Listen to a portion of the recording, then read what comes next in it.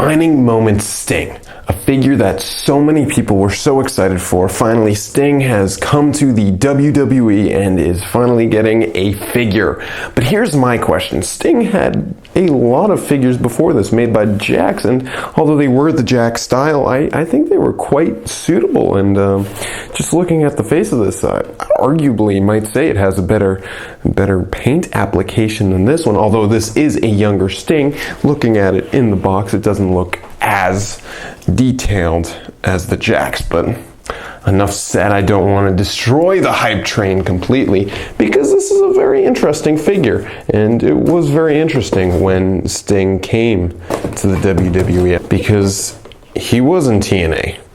And did people really care about him as much? And my question is, why was he... That's a serious question.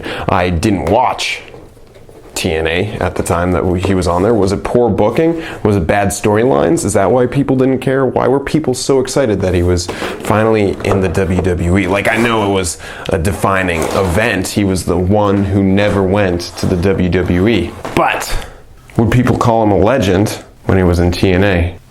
I don't know, just some weird ponderings, just some thoughts in my head, Randy Orton style. I wonder if his hype is real, or if it's just because he signed with the dub. If he stayed with TNA forever, do you think he would be a legend? Kurt Angle's a legend, right? I don't know, I just found it funny how he was kind of like him and Hogan. They were on TNA, people were kind of like, whatever, sold out, and then went to WWE and everyone was like, legendary, finally they're home. You get what I'm saying. It's from a loving position, not a hate position. Alright, this Sting figure, I will say right off the bat, this jacket is very nice. I thought it was going to be a bit flawed, a bit too big, but they really did a fantastic job with it. And it's high quality, pleather, very nice. I'm glad that they didn't go cheap and give us a plastic. I am seeing some loose threads, which not cool. Now the figure itself, it's Sting. As I mentioned before, the paint on the face, I'm going to be a bit disappointed with it, because if you can see right on the top of the head, where they added the brief strip of just skin tone, it looks not that good. It's kind of like the Daniel Bryan bearded faces, how they sculpted in the beard color and then painted the skin tone. I think it would have been much better if they just painted his face like he does. Also, I'm noticing that the head is way too loose on this. Does anyone else have that problem? Usually if something's loose, everyone has the problem, kind of like the Build-A-Figure Kane Undertaker action figure with those hands that were ridiculously loose. Even to this day, people are writing saying, hey Tommy, my hands are super loose too. Are any of your heads super loose, or did I just get a bad one? As I said, the face could have a bit more detail. It's really interesting how these Mattel figures are almost at $30 a piece, these defining moments, yet we're not getting those great paint applications like you get from a $20 to $25 NECA action figure. And I wonder if that's because the licensing fees for these franchises are a bit more expensive than, let's say, Predator or Terminator, but I bet they're comparable. But then again, I'm talking out of my head. I really don't know what I'm saying. He has a nice black outfit with the scorpion, one-eyed scorpion on his shirt, a nice little necklace hanging on his neck. Some people are mad about how buff he is. I'm gonna say, yeah, he's a bit too buff. I'd say that this physique is more fit for Surfer Sting.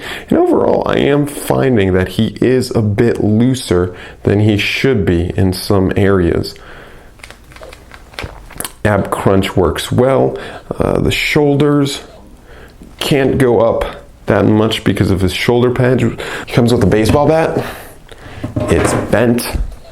And it's no paint application, just sculpted. It's alright. It's not like the greatest baseball bat. Both hands come open so you can choose which one you want him to hold the baseball bat in. Although he can't grip it that well, he has to hold it up really high in the middle.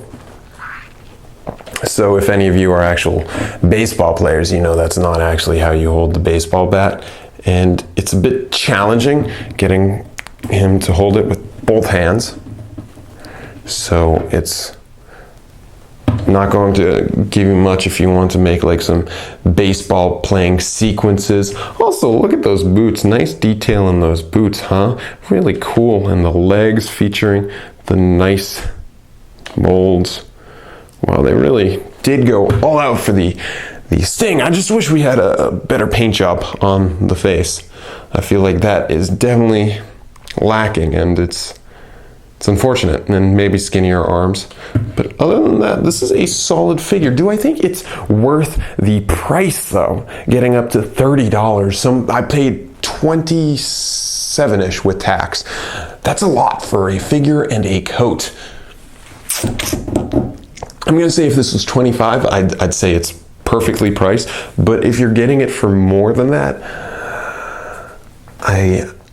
I would hold off at $30. I would not say that this is worth $30 because he's signed to Mattel, he's signed to WWE. So we will be getting more Sting figures. And I hope that in the future they will do a better job with creating the paint on his face. Because I feel like if Jakks can do a better job painting their face of a Sting figure than Mattel, things are crazy, yo. What do you think? Do you think I'm totally wrong, and do you think that this figure is the greatest thing Mattel has ever created? Because I'm not saying it's horrible. I'm just saying that it's flawed, as are most things, including me and my reviews. Hey, if you like this review, let me know in the comments or on Twitter at TommyToyTravels. Or hey, I got an Instagram too at TommyToyTravels. I'll post pictures every once in a while. Cheers for watching this. I really appreciate it.